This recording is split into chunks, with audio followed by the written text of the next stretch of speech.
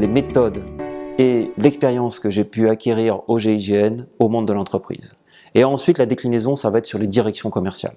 Les directions commerciales, parce que je me suis rendu compte que dans le processus de négociation, il y avait énormément de points communs entre la négociation de crise et la négociation commerciale.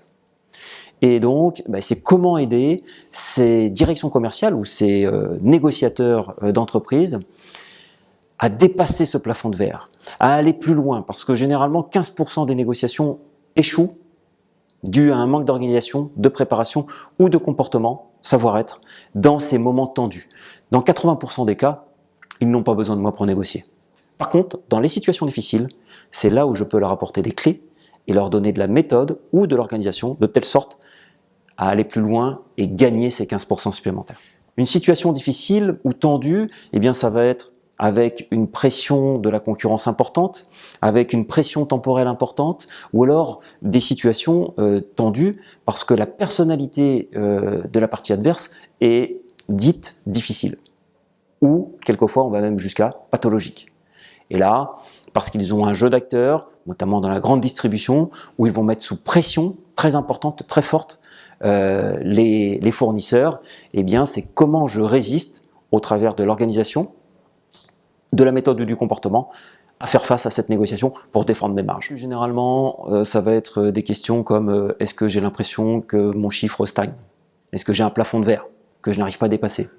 Est-ce que j'ai des dossiers complexes sous tension? Est-ce que j'ai l'impression que j'ai des dossiers qui échouent sur des détails et de façon récurrente? Je me dis, j'interviens trop souvent dans les dossiers de mes collaborateurs. Ou alors je souhaite intervenir trop rapidement. Mais je ne sais pas à quel moment je dois m'intégrer dans cette équipe de négociation. Et si je dois le faire. Et si je le fais, pourquoi je le fais? Par exemple. Donc là, nous sommes bien dans le management de mon équipe de négociateurs. Et est-ce que j'ai une plus-value? Voilà. Donc, ça va être dans ces moments-là. Est-ce que mes équipes ressentent des tensions particulières? Et donc voilà, il va falloir les manager différemment. Est-ce que mes équipes ont du mal à être reboostées après un échec? Comment ça se passe? Est-ce que est-ce que je mets en place une organisation apprenante de telle sorte à pouvoir faire monter tout le monde en niveau de jeu en matière de négociation? Nos techniques, bien sûr, s'adaptent à la situation. Les enjeux ne sont pas les mêmes, on ne va pas sauver des vies, et ce qui quelquefois aussi fait relativiser des directeurs commerciaux, quand je leur donne des exemples de négociations que j'ai pu mener, ils disent bon, ça me fait prendre du recul par rapport à la situation, il n'y a pas de vie en jeu. Et de même, ils s'enlèvent de la pression. Parce que le plus souvent, c'est eux qui se mettent le plus de pression pour atteindre des objectifs ou pour avoir une réussite maximale. Donc, de ce point de vue-là, ça leur permet de se décaler par rapport aux enjeux et à la pression. Au pire, il ne fait pas de chiffre. Et donc, du coup, c'est son bonus qui va baisser. Voilà, c'est tout.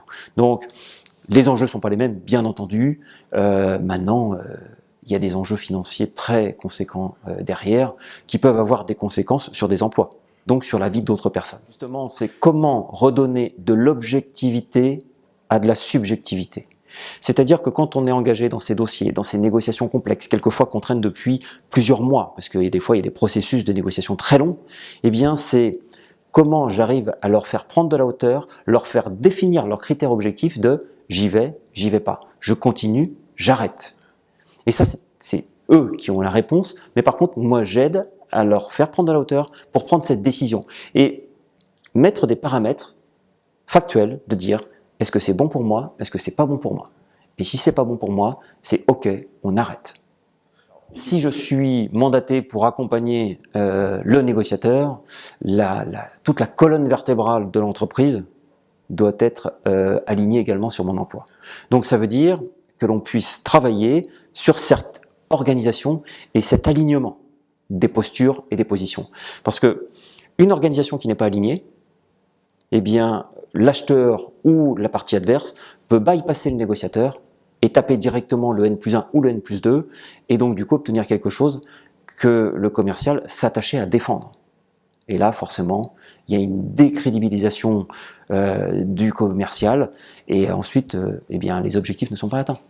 Si jamais la personne signe, mais que la relation est rompue, ça ne m'intéresse pas. Parce que c'est de la négociation one-shot D'accord, ça c'est de la négociation de vendeur de tapis, où j'arnaque la personne et derrière il n'y a pas de relation durable. Non, pour moi, une négociation réussie, c'est un deal gagnant-gagnant dans l'idéal et avec une relation qui perdure derrière. Et notamment une relation de confiance qui va se pérenniser, où on va avoir plaisir à partager les gens, nos points de vue, nos opinions avec la partie adverse, et que même si on n'est pas d'accord sur le dossier suivant et qu'on ne fait pas le deal, eh bien on se retrouvera avec plaisir pour négocier la fois suivante. Là, pour moi, même si cette négociation a échoué, j'ai réussi dans le processus parce que j'ai gardé la relation. Et donc, je vais m'appuyer sur 3 choses pour bien négocier. C'est l'organisation, la méthode et le comportement. C'est les 3 piliers, pour moi, d'une négociation, des réussites d'une négociation. Il y a bien sûr les directions commerciales qui font face à des gens qui défendent leurs marges. Et puis, il y a aussi tout ce qui est RH et les relations sociales. Voilà. La direction des ressources humaines est quelque chose effectivement qui est soumise, eh bien, attention, à négociation sociale tendue, surtout en ce moment avec le contexte social que l'on connaît. Voilà. Et puis, lorsqu'il y a l'annonce de plans sociaux, lorsqu'il y a l'annonce de fermeture, ça va créer un contexte émotionnel extrêmement important et les gens ont une capacité de raisonnement qui sera affaiblie, bien entendu, parce que c'est un pan de leur vie qui va s'écrouler. Donc, les réactions vont être disproportionnées, voire démesurées par rapport à l'annonce. Meilleure est la préparation, plus serein je serai dans cet échange.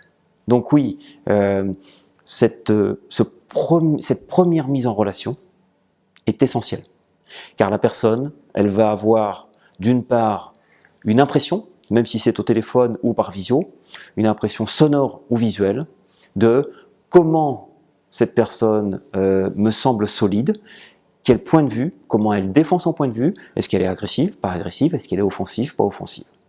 Et donc ça va dégager un certain professionnalisme. Et là, en formation, c'est le premier point que je travaille avec eux, c'est quand ils m'appellent pour jouer des situations et que je les mets sous stress, c'est quelle impression ils ont. Voilà, qu'est-ce qu'ils dégagent comme impression au travers de la technique, avec la définition du cadre de la négociation, et puis également leur façon de s'exprimer et comment ils portent le message. Je dirais que dès la prise de contact téléphonique pour prévoir le rendez-vous, c'est un début de négociation. La négociation débute à ce moment-là. Et le premier travail du négociateur, c'est d'évaluer le dossier. C'est la préparation. Donc c'est en amont de cette négociation qui va commencer son travail, avec la faisabilité ou non de cette négociation, l'évaluation des chances de réussite. Ça, c'est le premier travail du négociateur. Il doit apporter ces éléments-là à ses responsables, à ses chefs, de telle sorte à dire on y va pas. Alors, c'est quand l'autre nous met la pression en disant c'est maintenant ou jamais. Il dit d'accord, moi je vais faire mon maximum, mais comment je vais pouvoir t'aider si toi tu me mets trop de pression? Donc, on va basculer d'une négociation où nous sommes en confrontation l'un contre l'autre à je cherche à te comprendre et je cherche, comme toi, à trouver la meilleure des solutions possibles, où je suis à côté, d'accord, pour pouvoir essayer de trouver une solution en commun, être dans la coopération, même si nous avons des intérêts divergents à certains moments. Si nous négocions, c'est que nous essayons de trouver ensemble un intérêt commun, une sortie gagnante dans certains cas. Il y a l'évaluation initiale, et puis ensuite il y a l'évaluation en cours de situation, parce que je peux avoir une description de la situation, une analyse papier de la situation, et après quand je rentre en run de négociation, je me rends compte que il y a beaucoup de critères qui ont évolué, voire ce qu'on m'a dit est caduque ou faux. Et là, il va falloir que je m'adapte et que je prenne la situation en compte avec ce que j'ai devant moi.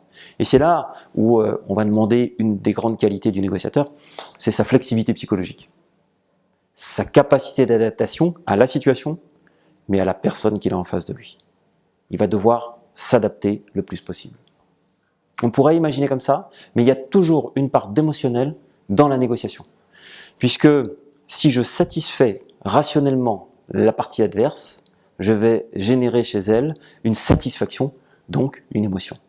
Peut-être qu'en gagnant le deal avec le prix annoncé, eh bien l'acheteur en face de moi va être satisfait parce que lui, ça va lui permettre de se valoriser auprès de sa direction. Donc il va y avoir un sentiment de satisfaction, donc un sentiment ou une émotion, et qui va faire qu'il va être comptant. Le principe de base et directeur de la négociation de crise, c'est qui commande ne négocie pas, qui négocie ne commande pas. Voilà. Donc l'organisation de la colonne décisionnelle est très importante. Nous évitons absolument que le décideur soit en situation de négociation, ou de façon de plus restreinte possible à certains moments de la négociation. D'accord ? Parce que, autrement, le décideur peut être amené à prendre une décision sous le coup de l'émotion, sans recul. Donc si jamais le décideur, et j'ai encore eu un cas hier en formation où un directeur commercial, cette fonction était occupée par le patron de la boîte, il faut absolument que dans son process, il refuse de prendre toute décision en cours de négociation. Sauf si c'est dans sa préparation et il sait qu'il est dans ses marges de manœuvre. Mais par habitude, et pour éduquer la partie adverse, de dire « Ok, vous me demandez ça, il faut que je vois avec le plan de charge, avec d'autres personnes, la partie technique, pour voir si c'est acceptable ou non. » Parce qu'autrement, à un moment donné, si par fatigue, par méforme, par distraction psychologique, parce que ce moment-là, il est moins présent, il peut accepter quelque chose et ne pas revenir en arrière. Alors que quand on a quelqu'un au-dessus, on peut toujours dire « j'ai accepté, mais la partie au-dessus a refusé ». La première étape de la méthode de négociation que je dispense, va être la négociation du lien de confiance. C'est-à-dire que je vais d'abord négocier la relation avant le fond du dossier. Ça veut dire que j'attache énormément d'importance à nouer un pont de communication avec l'autre qui sera le plus solide possible, au lieu de rentrer directement dans mes objectifs à moi. Voilà. Et ça, c'est quelque chose de différenciant qui vient directement de la négociation de crise que j'ai pu expérimenter au GIGN. Parce qu'au GIGN, nos clients nous insultaient, nous tiraient dessus, et si on ne négociait pas la relation avant de demander ce qu'ils sortent, ils ne voulaient absolument pas nous parler. Donc c'est la première étape qui est la plus importante. C'est ce que j'appelle passer d'intrus à référent. Un autre point essentiel aussi pour maintenir le niveau de jeu et l'augmenter au niveau de vos équipes, c'est la culture du débriefing. La culture du débriefing au cours d'une négociation, c'est-à-dire le reporting, ou comment ça s'est passé, où on en est, et puis surtout le retour d'expérience. En fin de processus de négociation, c'est je fais un break, je fais un stop, et là j'analyse tout le processus du dossier. Qu'est-ce qui a marché? Qu'est-ce qui n'a pas marché? Pourquoi ça n'a pas marché? Qu'est-ce que je garde? Qu'est-ce que je fais évoluer au niveau de ce dossier? Et ensuite, je le partage à tous les membres de l'équipe. Ce qui va faire que tout le monde va pouvoir grandir et avoir une amélioration continue des process et de la méthode.